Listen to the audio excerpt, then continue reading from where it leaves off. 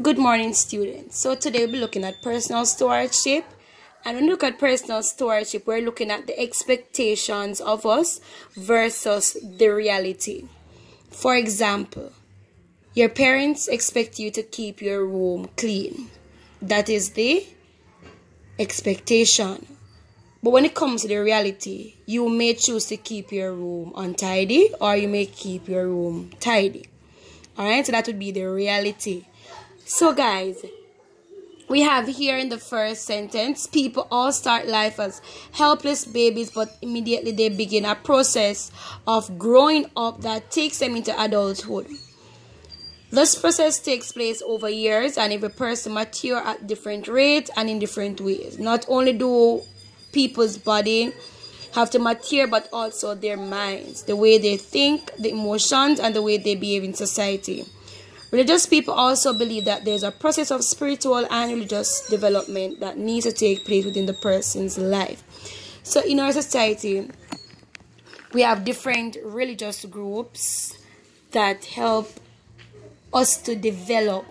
Some of you may know what I'm talking about because you would have been attending Sunday school.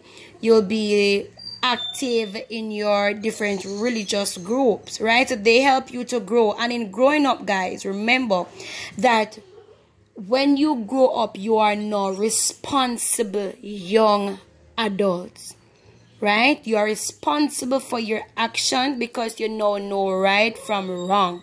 Remember, we are still looking at the reality versus the expectations.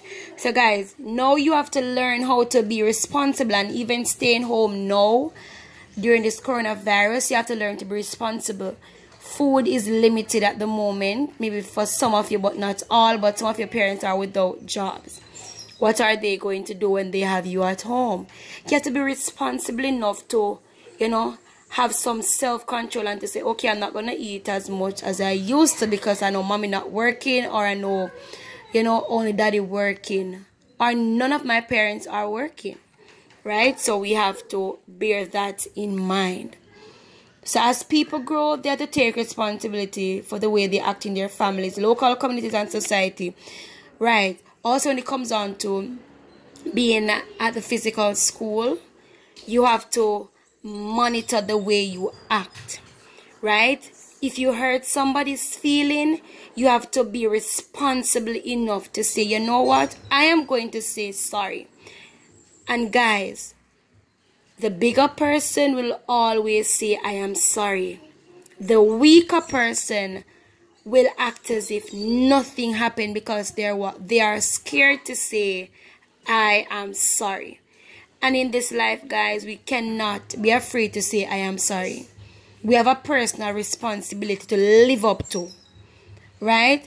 And some of you, you'll be having your own families growing up. I don't mean your mommy and your daddy, no. You'll be having your own family where you get your wife, you get your husband, right? And notice I say wife and husband and not girlfriend and boyfriend because I don't expect you to start that. No, I say husband and wife, meaning when you go to college and you get a good education and you settle down. Good? All right, very good. So we have to know to be responsible, because when it comes on to society, we have to know how to act. And if you are going to say, listen, I'm going to act in any way in this society, then you're not going to come out to anything good. Police going to haul and pull you and lock you up because guess what? You're not responsible enough to follow the laws of the land. No coronavirus is around. The government says, all right, ensure you wear your mask, ensure you sanitize. Then people, for example, Christians go to church.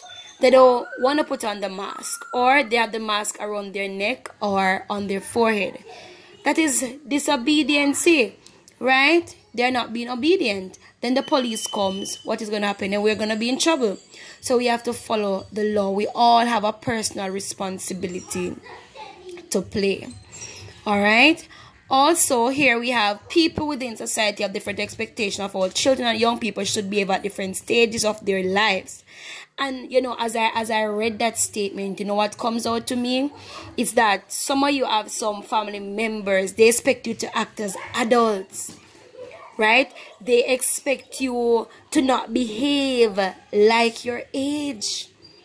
Some of you will have family members, they want to take you to the party, they want to give you a cigar to smoke. Some of them, they want you to, you know, listen to certain kind of music, and they say, come on man, you're in grade 9, nothing wrong, you know, but you're turning into a big boy or a big girl. But guys, that is not the way. Some of you have family members who will want you to even engage in sexual activities, but that should not be. All right, so you have a personal expectation. What are your goals? What are your dreams? What are your aspirations? You have to look at all of that in order to acquire your goal. All right, so adults, they should care about you. They should help you to grow up.